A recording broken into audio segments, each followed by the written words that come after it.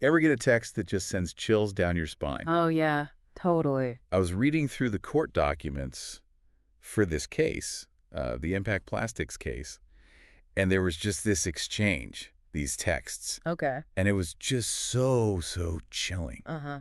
these texts, between one of the workers who didn't make it out and his dad.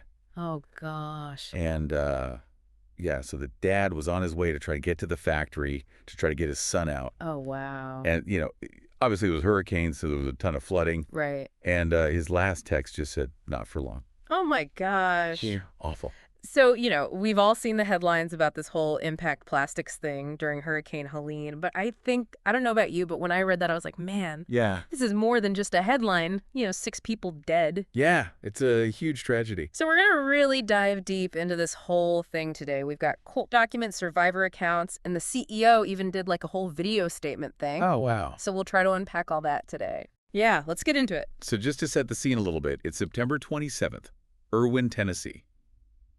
Hurricane Helene is bearing down. They've issued flash flood warnings for the area. Right. And, thankfully most businesses, they're like, okay, we're shutting it down. Everybody go home. Be safe. Yeah. But not Impact Plastics. They stayed open. And why was that? Do we know? So from the court documents, what we're seeing is that they were trying to meet some deadlines. Okay. And there are accounts in there from workers who are like, hey, can I just go home? This is getting really bad. Right. And they were basically told, no, you have to stay. Oh, wow. So they stayed. And that's where I think, for our listeners, it's really important to think about the mindset there, because you have this known threat, right? Like a hurricane's coming, you've got flood warnings. Right. And they decided that meeting those production deadlines was more important It's terrifying. than their employees' safety. Yeah. And you start to wonder, how often does this happen? Exactly. That's the question. So the flooding starts. Workers are trapped. Mm-hmm. And, this is where the lawsuit alleges that the CEO and senior management, they basically snuck out the back door. Oh, wow. So they're like abandoning ship while everyone else is, Well, and I think, the thing, too, is that, if you are one of the workers that's left and you see that, you're thinking, oh, okay, maybe it's not that bad. Right. It gives this false sense of security. Yes. You're in a position of power and you're making a decision that, it might make others feel like, oh, if they're leaving, it must be okay for me to leave too. Right. Even if it's not. And, of course, the CEO, Gerald O'Connor, he denies this whole thing in his statement. He claims that everybody was told to go 45 minutes before the flood hit. Okay. So now you've got two completely different sides of the story. Yeah. And it's how do you even begin to sort through that? Yeah. He said, she said, but with people's lives on the line, Absolutely. And I'm sure for the families involved, it just adds another layer of frustration and pain. Totally. Yeah. And you have to think about, these are real people, right? Like Johnny Peterson, the guy I was talking about earlier, who was texting with his dad, he's gone. It's just heartbreaking. 11 workers were swept away in the flood.